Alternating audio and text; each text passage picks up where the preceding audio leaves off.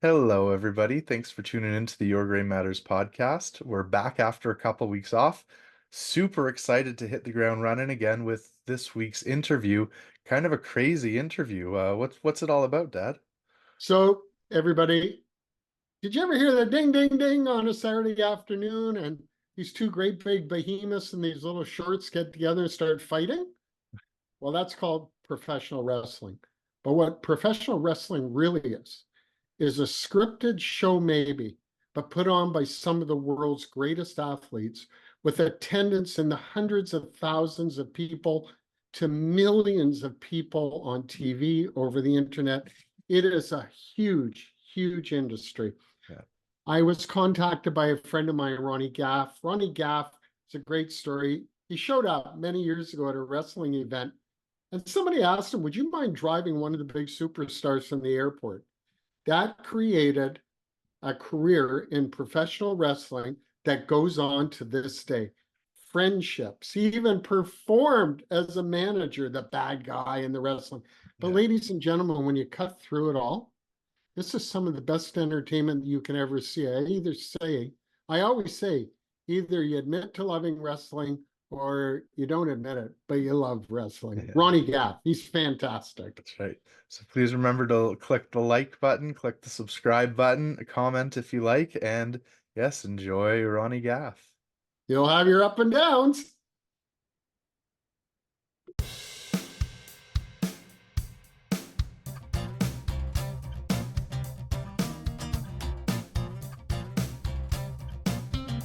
Hi, everybody. I'm Neil from Your Gray Matters. Welcome back. It's Monday, and today we have an amazing, amazing topic. And with our show, we believe that the human mind cannot be defeated. We always come up with great ideas as people, and one of those is enjoyment and entertainment and sports and activity and having a great time. And as I say, whether you have gray hair or no hair, like our guest today, or red hair, but come on, we know what's under that red hair. I'll bet you love professional wrestling because that's what we're going to talk about today. Because either you admit that you love wrestling or you don't admit it, but you love wrestling. Come on, it's great. I want to introduce and say hi. Hi, Ronnie. Ronnie Gaff. Welcome to Your Gray Matters. Thank you very much, Neil. I'm so psyched for doing this podcast for you. I'm really happy to do it for you. And ladies and gentlemen, in case you don't know, we're going to be calling Ron Rabbi Shalom, but we'll come to that shortly. In business, they say that one of the principles of success is just showing up. Just showing up. There's a belief that 80% of success is just showing up, learning, and being where you need to be to get to where you want to be. Ron is a great example of a guy who showed up. He showed up many years ago to a wrestling function and ended up, nobody would believe this, that it would take Ron right into the world of professional wrestling. It's really amazing. Ron is a local guy. I've known him for a few years. He grew up in a wonderful family. They had a business for a long time. He was schooled in business, and he really understood the value of hard work. He has a really engaging personality. He's fun to talk to, as you're going to see today. But years ago, he showed up at a wrestling function, and to make a very long story longer, and that's why we have Ron, he got the chance to meet a professional wrestler. And that started what I think is a great, great career in professional wrestling. Now, I've always been interested in professional wrestling. In fact, I'll tell you a few stories because I touched it myself. But Ron, welcome to Your Gray Matters. Thanks for coming on today. Thanks again. I appreciate doing this, and I can tell you from the top to the bottom of this wrestling journey that I've been on, and I'm looking forward to tell you my side of the story. Yeah, this is great. Thank you. Let's start right off. I'm going to have you jump right in. How did it happen? Tell us the story. You're minding your own business. The next thing you know, you're driving one of the great wrestlers around. Go ahead. Tell us the story. Well, I'm gonna start off by talking about how I got into the business. And how I started watching wrestling. Well, I was a kid. Uh-huh. I was about 6 or 7 years old. I started watching wrestling, and my parents would take me as a little boy to all the matches at Maple Leaf Gardens. And as years went by, I started to watch more and more. And I started going, well, if I could mention their names or not, but I started going with the Sway family and the Pagan family, and Wow. Famous. drive us in, they would drive us into the shows to watch the shows at Maple Gardens every 3 weeks. So as the years moved on, once I got my license, I started going in by myself. And I don't know how it happened, but I offered to. It all started. I took Hacksaw Jim Duggan to the airport. I offered to take him, and as I was driving him to the airport, I dropped him off, and he had all of his gear. Like, he used to carry a 2x4, and he carried it in a case. Yeah. And as I was dropping him off, he starts walking away with just his luggage, and I said, "Excuse me, Jim, I think you're forgetting your 2x4." And I said, "You might want this." I mean, nowadays that you're not. I'm sure you're not allowed to take it because it's sort of a weapon, right? and then as years gone on, I got involved with taking more. Like, it went on from the Steiner brothers to Wow. talk, and then in the 90s, in the mid 90s, during the Attitude Era, I got asked by a guy by the name of, I was there for a show, and the guy that was running Canadian side was Carl DeMarco. Uh-huh. And he was asking if anybody could take Owen or Hart to the airport, and I offered to take him, and then we just connected. We just, it carried on and on and on. And with Mick Foley, and I had the guys even like stay at my house. So yeah, so it was a dream come true. Well, let's drill down a little bit. For those of you who don't know, those names that Ron just mentioned, if you follow wrestling, then you know he's already hit the Golden Gate Bridge. He's already in stardom with the people that he was helping and hanging out with. But if you're not in wrestling, then think of some of the top rock stars in any sport. That's who Ron's talking about. He's talking about accomplished, amazing athletes, people who know how to handle the mic and a TV camera, uber skilled, I would say, and yet they chose to hang out with you. And what I find fascinating about all this, Ron, is you told me off camera, and I'd love to share some of this with people.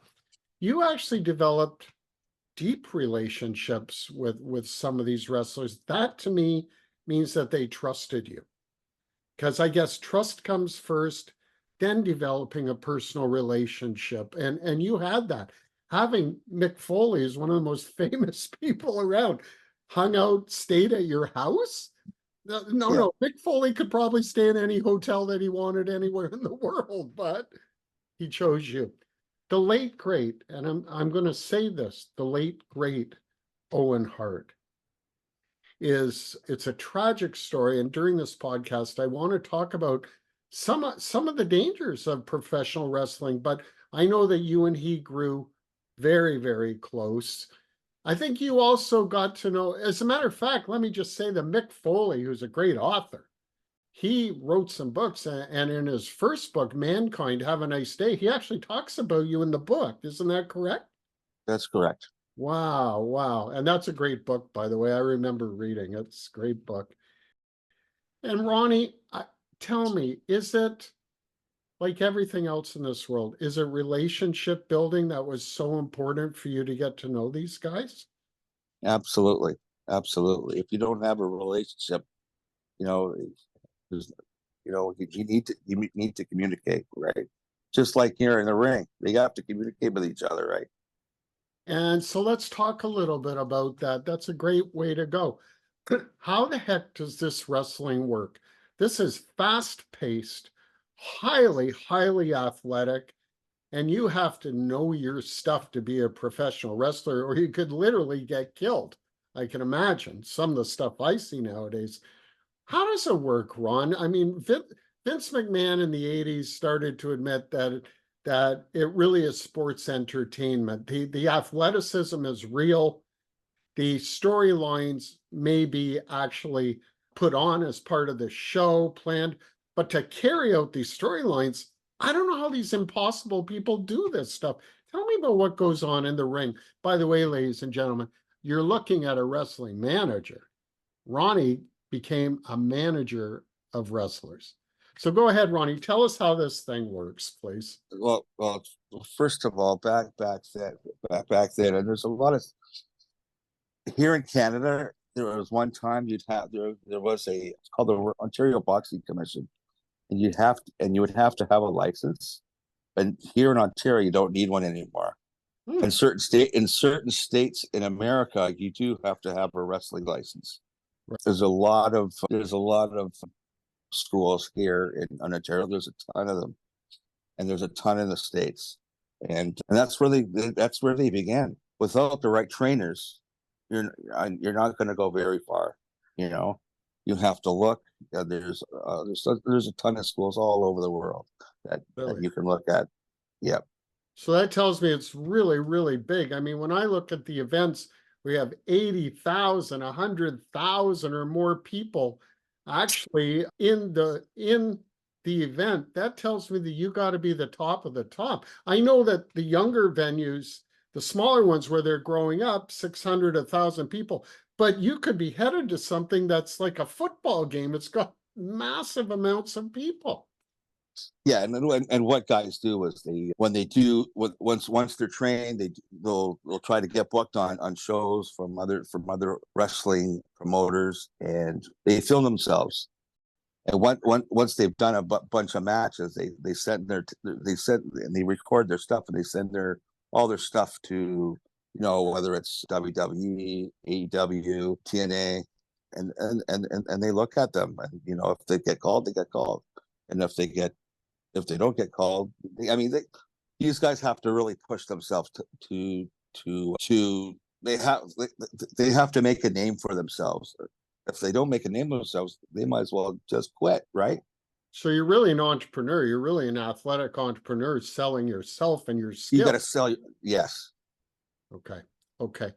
Ronnie, I've always been fascinated. One of the reasons that I asked you onto the show is I'm fascinated by the lifestyle. I mean, it seems like 7 nights a week, you can be in that ring with thousands of millions, including TV of eyes on you. You got to be at your best. And you and I off camera were talking about you can be on the road 300 days of the year. Like, how do they do it, Ron? How do they do it? How do they maintain this? They just, they're used to it, right? They train. They try to get in a training day. You have to eat right. You have to get rest. It's like go. Then there's travel time. All depending where you go, right? But these guys are, they travel all over the world. I know. And sometimes they're driving from venue to venue. I mean, you got to add in the driving time too. And I've always thought it's funny because I saw a picture of 2 guys years ago. They had just finished a match, and then the picture is them driving in the car to the next venue together. I always thought that was kind of funny. But, I know that over the years, because I met some wrestlers over the years, so they are working really, really hard. They're staying in shape. They have a manager. They have their own system, as you say, to get known and to stay known. But injuries really do happen. And there's been, and I give the wrestling industry a lot of credit. They've done a lot of work fighting off drugs and fighting off enhancement drugs. But I'm just fascinated by the fact that, boy, if you have even the most minor injury, you keep going, where in other sports, respectfully, if you have a minor injury, you might be off for a week. The difference is fascinating to me. It's crazy. There was an unfortunate incident that happened a few months ago, and I don't want to go into the details, but he died after his match. Oh. And I was a bit shocked, and part of it, unfortunately, part of it, you got to be careful what you put in your body. Yes. whether it's watching your weight or if you know what steroids is a bad enhancement for yourself in the long run, right? Because it affects every part or some parts of your organs Yes. eventually, right? Yes. Yes. So, and I've noticed by some of the professional organizations like WWE, if you're caught with steroids, you're out. Well, they give you 3 warnings. First time they give you a sort of a slap on the hand, and the second time is a second slap on the hand. Third time you're out. Wow. That can kill your career. And it's not a small amount of money if you're at the top levels. I mean, that's a big thing. I guess it's all about balance, isn't it? Being able to It balance all the pressures of being an entertainer, keeping your it body is. perfect. Ronnie, we lost a great friend of yours, a great, great wrestler, a member of one of Canada's premier wrestling families, the Hart family. And can you talk a bit about your relationship with the late Owen Hart? I happened to be watching the show when the tragedy occurred, but talk to me about Owen, how you got to know him, what you remember, and we'd love to hear about this. Owen, I met, like I said, I got introduced to him by Carl DeMarco, and we just connected right away. And after I drove him a few times, I asked him anytime you ever come to Toronto, do you want to stay? And he took my offer, and years on, and every time he came here, he'd stay with me. And then we asked Mick.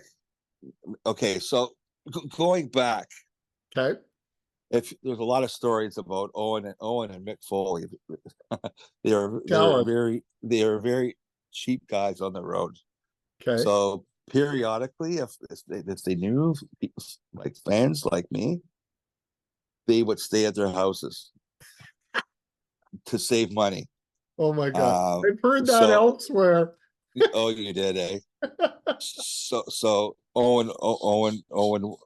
Here was the deal. So when we drive to was a day that we would have pick him up at the airport. We'd have a bite to eat first, and then we'd go work out, then go rest, and then go to the show. Same day the next day, and it was what it just carried on. I mean, I actually stayed in '97. They had a pay-per-view out in Calgary, and they had us. We were out there for the Stampede as well too, right? So we stayed at the Hart House, Wow, what a and famous place. yeah. So I got to see that. They gave me a tour of the dungeon, and I got to meet the family. So I got and then when Owen died, I'll never forget this. When I got to the airport, got a ride to their house. First person I saw was Diana, and she threw her arms out, and she was glad I came, and she took me up to see his body before anybody else did, and Oh, it was really sad. It was really sad. yeah. Well, let's put some background for those of you who don't know who we're talking about. The Hart family, I would venture to say, and Ronnie, thanks for sharing that. I would venture to say is one of Canada's top sports and entertainment families. You may not have heard of the late Owen Hart, but you probably heard of Bret Hart if you're paying attention to sports at all. And Bret is one of the premier wrestlers and athletes and a Canadian to brag about. But he had his own problems. He had a stroke, and then he ended up on stage playing Peter Pan, if I remember. But you No, he mentioned, didn't. No, he played the genie oh, you're right. in Aladdin. You're right. You're right. But he was on stage, which was amazing. But I want to bring you back to the dungeon. Talk about the Stu Hart dungeon because wrestlers talk about this scary place with some kind of reverence, I think. It was, yeah. The dungeon was. If anybody know the dungeon, boy, look out. These guys would or especially like Stu the dad, would take all the old. I mean, Angela Mosca used to train at the dungeon. Wow. All the youngsters, like at the time, like Davy Boy, Jimmy Anvil, these are all guys that, that belong to the family in the end, but they were also taken to the dungeon. If you and what he would do, he would stretch these guys, and they would be in a lot of pain. But it showed their strength, right? Yeah. Yeah. Well, I know that the training in the dungeon was harsh and scary, but probably made you the best Oh, wrestler absolutely. that you could ever be. And Stu Hart is well remembered to this day for what he did for wrestling. Absolutely. I got to tell you, Ronnie, these stories are amazing, and I hope that we'll come to Rikishi in a few minutes. But I got to talk about my own story in wrestling. I asked you if it would be okay. My late father turned me on to wrestling when I was a kid. We loved wrestling, and he used to tell me this story that he helped the late Billy Red Lyons, one of the world's great stars and wrestlers who happened to be from our city. And my dad used to tell me, "Oh, I helped Billy become a wrestler, and I did some of his training, and I knew him." And I always thought my dad was kidding me, to be honest with you. And there came a time many years later, my father had actually passed on, and I went into a restaurant, and Billy Red Lyons was sitting in the restaurant. And I went up to him. He didn't know me from Adam. I said, "Mr. Lyons, my name is Silvert." And he said to me, "Jerry Silvert?" I said, "Yeah, he was my father." And he said, "Neil, sit down. Your father helped to make me a wrestler." I was so stunned, like he really did take part in the training of this great wrestler. For me, that was something amazing. I have to say, Ronnie, I'm amazed by how big these guys are. And I want to talk to you about Rikishi, but I didn't tell you this story. I just remembered this morning. I was growing up as a kid, and I had a best friend. He lived across the back from me in the house back. He said, "My uncle's in the house. I just watched him eat breakfast." And he told me he ate 3 dozen eggs. He ate 2 loaves of bread. I still remembered it. He ate 4 packages of bacon. You know who it was, Ronnie? It was the late No, Haystack Calhoun. I could believe it. Was like 601 pounds. Pounds. Yep. But I remember that now. I think I was like 9 years old when he told me the story. Oh, Wow. dude. Wow. Yeah, I don't know how they even stayed alive. You got to know Rikishi a little bit. And for those of you who don't know, Rikishi's part of one of the great wrestling families. So let's talk about him and his wrestling family, Ron. Yeah, as you know, some people know who are into the business. Rikishi is his two boys are the Usos, Jimmy and Jonathan is also married. Jonathan is married to Trinity, but who's Naomi in WWE. Oh, I didn't know that. Oh, okay. Yeah, yeah. And their father obviously is Rikishi, and Rikishi is also cousin to The Rock. Wow. And we all know The Rock, ladies and gentlemen. And I just want to put that in there that I actually had dinner with Dwayne and Wow. and Owen Hart at the same time. Wow. How could you even eat? And so, that'll never forget. That'll stay with me for the rest of my life. yeah, and The Rock's still in wrestling, and some of us think someday he could be the president of the United States, which was his recent TV show. But you told me a story about Rikishi. Um, you wanted to become an honorary Uso. Can you tell that story? That's a pretty funny story. So there's two Iranian Jewish promoters. They use every so often they throw out a charity show. Mhm. And in 2022 they had a show, and they had Rikishi on the show. So I happened to connect with him, and I picked him up. And he first thing he said to me, he said, "Is there a Swiss chalet here?" I was like shocked. I said, "How would you remember Swiss chalet?" So I said, they're probably mostly closed, but there's a keg just around the corner from the airport. Why don't we just grab something just grab something quick, and then I'll just drop you at the hotel. So okay. So we take him to the keg. I go in and make sure that they're still open, and they were. He had a nice big steak. He actually posted it on Facebook. And just before we end our meal, it said, now that I've taken you to a steak shop or a steakhouse, you got to make me an honorary use. No problem. So now you're part of the family. Let's Now, those of you that don't know who Anus is you are part of the family. Yes. And I want to talk about, we were talking about the Hart family, but there are lots of families that are intergenerational when it comes to wrestling. Let's talk about Rikishi, because of course Rikishi, by the way, just how big is he? I mean, he looked like he's gigantic when I've seen him live and I've seen him on camera. He must have been massive. He's a big boy. He's a Yeah. big boy. Yeah, really, really big. And he had a funny. I would scare away from him. I tell you, I would want to mess with him if he got mad. Yeah, but I have to say, and I mean, he used to pull some pretty funny stuff in the ring. What he would do with his rear end. I mean, it was pretty funny stuff. That was pretty insane stuff. It was. But let me ask you, Ronnie, because it really does raise an interesting point for those who don't know. There is families that have been in wrestling for like generations. I mean, it's really, really incredible, and all stars in their own rights.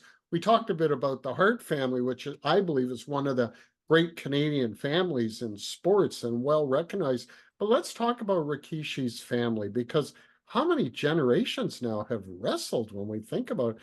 Did it start with Peter Maivia, or did it did. It did. And then it went down to Rocky's father, Ricky, right?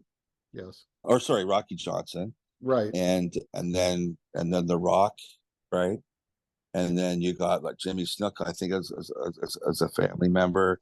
Yep. Tamina, which is Jimmy Snuka's daughter. Yep. Then if you go, I think, if I'm not mistaken, Rikishi's brother, if you remember, the Tonga Kid. Yes, I remember the Tonga Kid. Yes. I think that's his brother. Wow. But then Nia Jax, I think, is a part of the family too, actually. Yeah, they're a cousin. Yeah, very, very interesting. Of course, Peter Maivia was so well known and so loved. That would be The Rock's grandfather, I believe.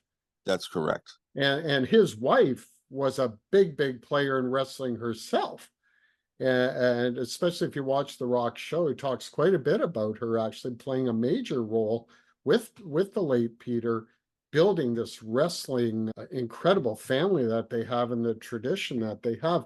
But it really brings up an interesting point again, Ronnie, is just the lifestyle on the road, because a lot of these folks are married, but being on the road so much, there's a lot of them who are married to other entertainers in the wrestling world. Yes, that's correct. Yeah, and so I wanted to move on a little bit because I've been fascinated the last number of years about the growth and the recognition of women's wrestling. I mean, it's just tailing right to the roof. It's every year it just keeps on getting better, and the performers are getting better, and their gimmicks are getting better, and you know what, they've just been incredible. I've been amazed. I've been really amazed on how far they've gone. Yeah, I have to say, even family members of mine who not into wrestling at all, they watched Glow religiously, the show about the female wrestlers. I always find it funny that one of the best female wrestlers nowadays, Becky Lynch, calls herself the Man. I just think that's hilarious, by the way. So, Ronnie, let's move on to you as a manager. So, you became a wrestling manager yourself. We talked about your name was Rabbi Shalom, Rabbi Ron. Can you take a few minutes and talk about not only how you became a manager, but what are the duties when you're a manager? How do you communicate with the guys? Build a picture for us of what goes on when you're a manager. Well, it all started in 2011. I was asked to do a show, and I said to the guy, I said, what kind of character would I have? Do you have anything for me that I can sort of play with or you know? He says, you know what? I have an Israeli guy that's moved to Canada. I'm gonna get a hold of him and I'll get you on the show and you call him and connect with him and see where you can take it. So this kid was from Israel. I thought to myself, you know what? I've checked every organization, but I've never seen a character as a rabbi used. So I took advantage of it, and I said, you know what? Well, Rabbi Shalom, wouldn't that just be just awesome if I could just use that character? And he talked with him, and he says, whatever you want, you know. And to this day, I mean, I don't do anymore. I don't do a lot of shows now, but 2011 is the birth of Rabbi Shalom. So tell me about Rabbi Shalom. I want to pick up on this a little bit. So you're Ron Gaffe, real.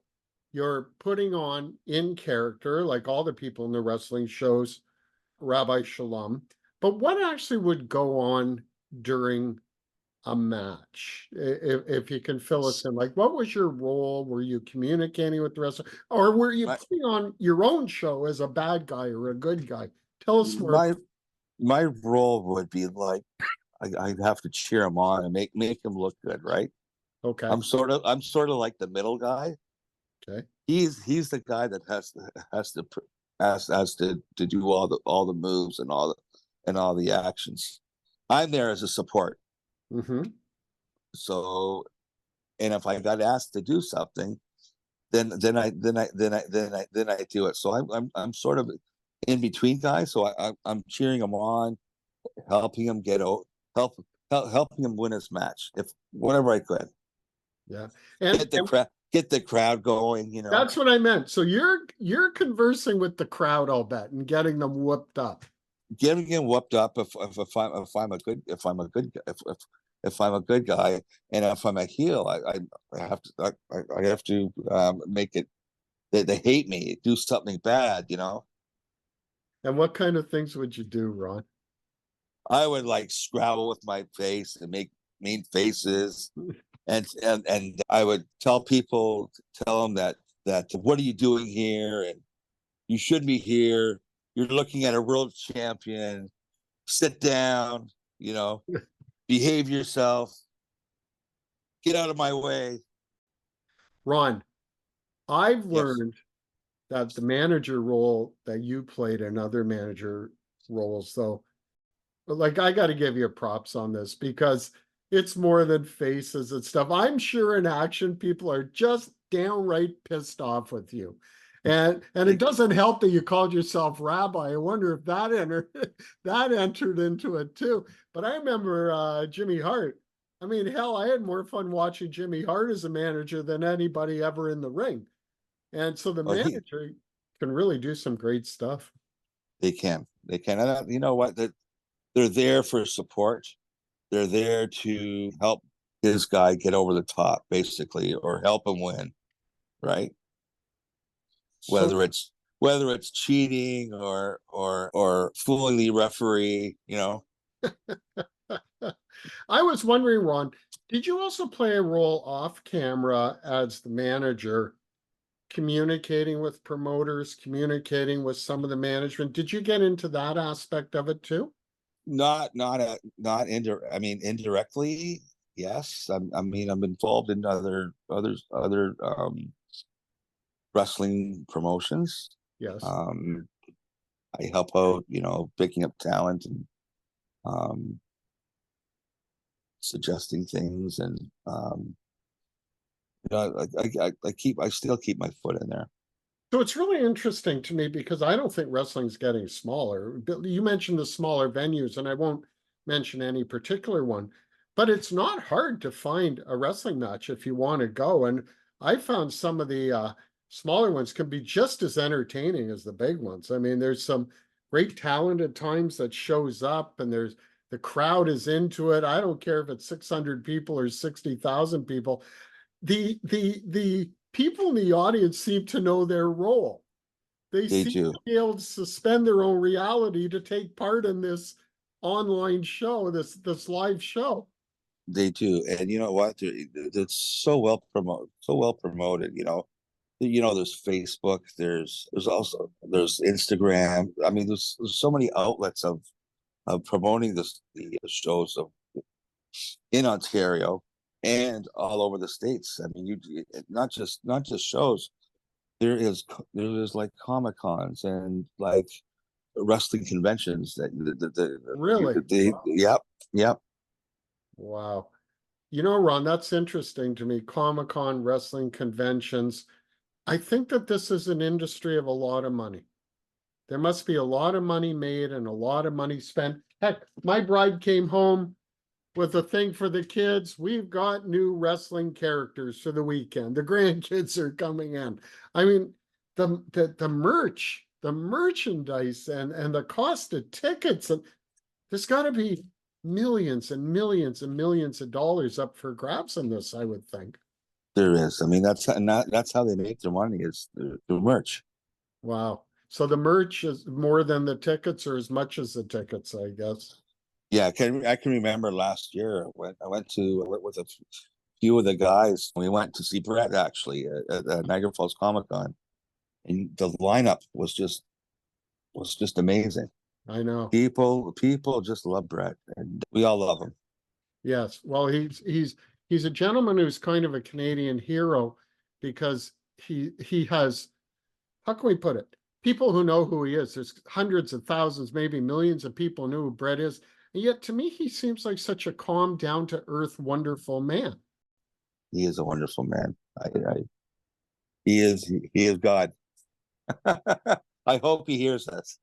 Well, I will hopefully, ladies and gentlemen, we're kind of hoping someday we'll have some of these great people on, thanks to Ron. And Ron, I got to tell you, I'm so glad I called you about this. We don't know each other well, but I got to tell you, when I found out how much you love wrestling, and thank you, you've invited me to an event. I'm going to go with you next month. But I have to tell you, you have great stories about wrestling. I remember as a teenager, it was Saturday afternoon, probably CHTV or something. My buddies and I were in our basement, two guys on each side, and we were tag team wrestling. And I got to tell you, we weren't the only kids who were wrestling. And to this day, I went 2 years ago with my 8-year-old grandson. He was crazy in love with wrestling. Another generation of kids who loved wrestling. And the Air Canada Center, whatever you call it now, Scotiabank, packed. You couldn't have put another person into that building. And it's so loud. Oh, So loud. it is so loud. Well, Ron, I want to thank you so much for doing this today. I hope that we're going to do more of these things and bring on some of the people you know. I just, if it's okay before we sign off, I want to tell you something else that happened to me that I only thought of last night. I got to thank you. I'm remembering all these things. When I was 18, I was in a bowling league. So after a friend of my parents and I went out for a beer in Waterloo, we go into this bar, and who's sitting not on one chair, but 3 chairs at the bar is the late Dick the Bulldog Brower. Wow. And we went up to say hello to him. He was very kind. He was very tired. He had had a match, but I'll never forget. He was so big, he was sitting on 3 stools. And he was either a very large man or a very small house. I'm not sure which he was. He was so big, but I have to tell you, so kind, so gentle, just thanking us for coming up to talk to him. And wrestlers are like any other human beings. We all have different personalities, but the few that I've met have been really good, engaging people, really interesting people. Has that been your experience? Good, engaging people? Yeah, yeah.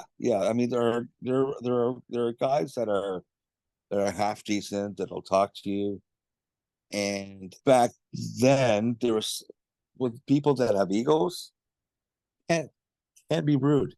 Yeah, I mean, sure. Celebrities. and generally most of them are nice guys.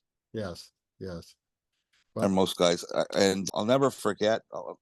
I remember a few years, many years ago, I had when I was living in Hamilton, I had a barbecue. So there was a show in Hamilton. I had Harry Smith, who was the son of the British Bulldog. Oh, I had Natalia, uh-huh.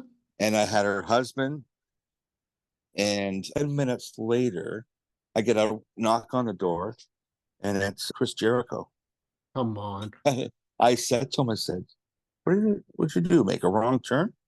But So I had a barbecue for the guys.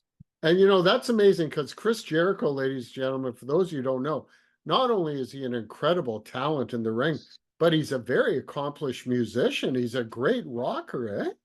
Yeah, he has I think every year he has a boat cruise, and all it is basically party. Like you're out 3 or 4 days, rock and wrestling. Yeah, it's amazing. But his dad, Chris Jericho's dad, was an ex NHLer, played for the New York Rangers. No kidding. I didn't know that actually. Ted Same name, Irvin was Jer. do you remember Ted Irvin? Do you remember Ted Irvin? Sure.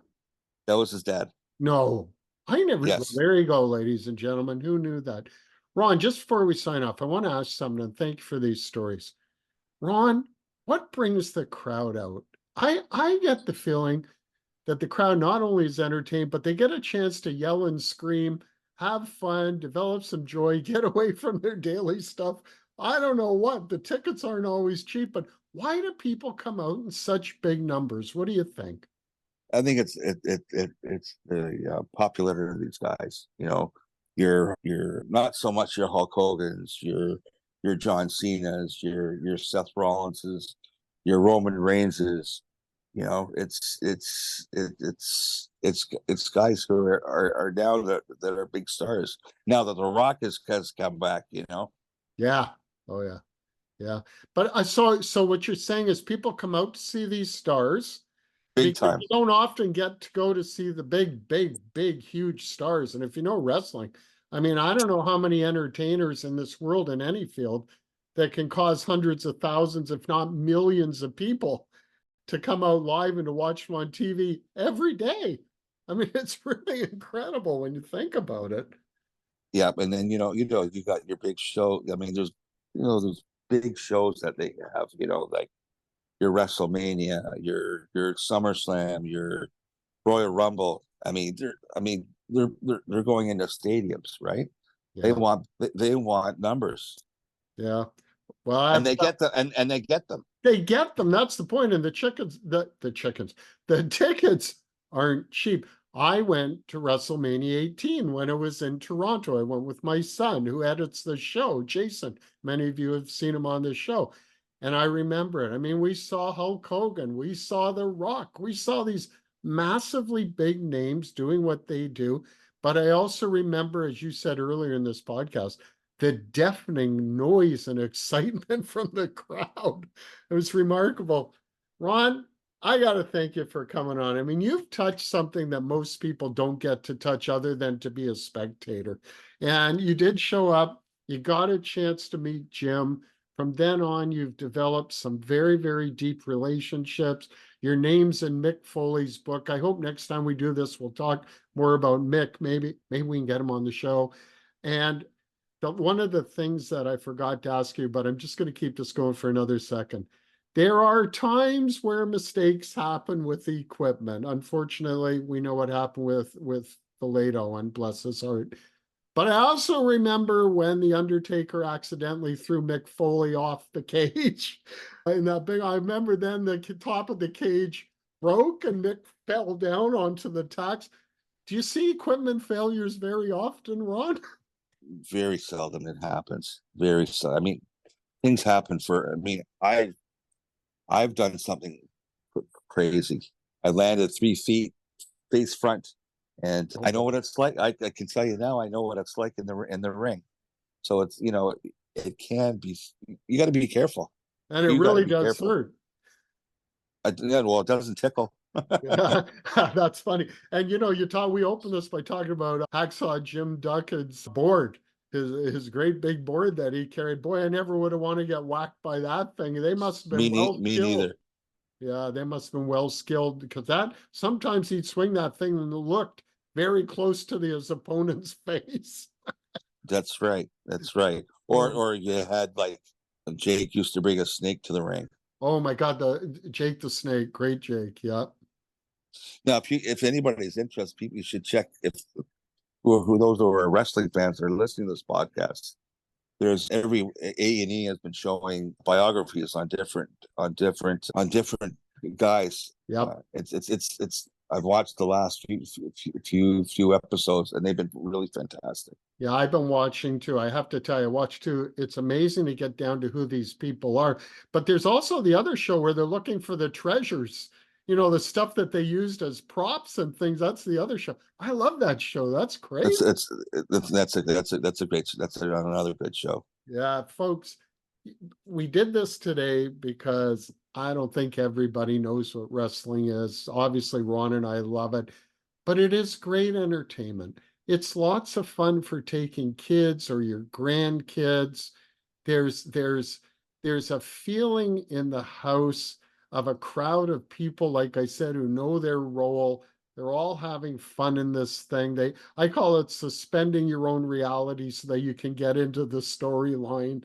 And it takes great wisdom, great abilities, great people like Ron Gaffe to help pull it off. Ron, I want to thank you for coming on today. I hope that we'll do this again. Your stories are amazing. And you know what? You just showed up. And I because of did. that, you got to live your dream because you pursued it. That's the message for the day, ladies and gentlemen. You can do amazing things if you'll just show up. Ronnie, thanks a Thank you lot, very bud. much for having me. It's been a pleasure. I really do appreciate you. Thanks, Ronnie. Bye, everybody. We will see you next week. We will see you next week on Your Gray Matters. Hey, everybody. Thanks very much for watching today. We appreciate it. Please subscribe to our podcast. It really helps us grow and it makes us stronger, and we appreciate you doing it.